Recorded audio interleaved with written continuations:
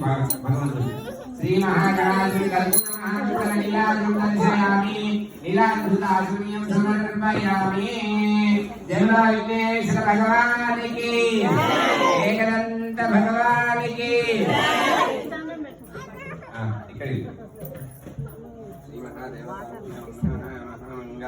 నీరాజనం దర్శయామి. నమస్కారం పెట్టుకోండి, నమస్కారం చేసుకోండి, అక్షతలు పెట్టుకోండి, అక్షతలు తీసుకోండి తొందరగా. వీళ్ళకు ఒకసారి చూపించి మీకు ఇస్తాను. నమస్కారం చేసుకోండి. అమ్మ కొన్ని కర్పూరాలు వేసుకోమ్మా ఇందులో. ఇది తీసుకొని అక్కడ అందరికి మీరు అక్షింతలు తీసుకున్నారా? తీసుకోండి, 5 ఆత్మకృష్ణ చేసుకోండి. Right side clock wise.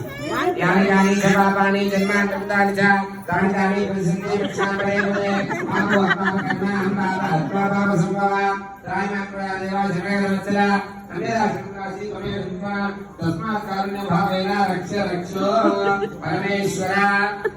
ఇప్పుడు చెప్పండి చక్కగా పిల్లలందరూ కూడా.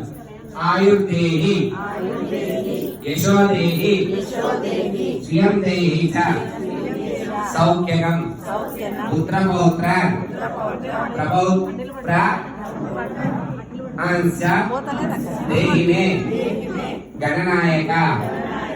అంటే పిల్లలు పెద్దలు కూడా అనొచ్చండి, ఎవరు అంటారు. వినాయక నమస్తుభ్యం, వినాయక నమస్తుభ్యం, వందే శుభ రూపిణి మమ ఉన్నత విద్యా ప్రాప్త్యర్థం శ్రీ మహా గణపతి పూజ కరిష్యే. అక్కడ పాదాల దగ్గర వేసేయండి. వేసి ఇదిగో మీరు అక్కడ స్టేజ్ మీద ఒక 5 బిగ్గులు తీయండి చాలు. కిందికి వచ్చి ఎన్నైనా తీయండి. స్టేజ్ మీద ఇబ్బంది అవుతుంది కాదు. కొంచెం దూరంగా అక్కడ నిలబడి తీయండి.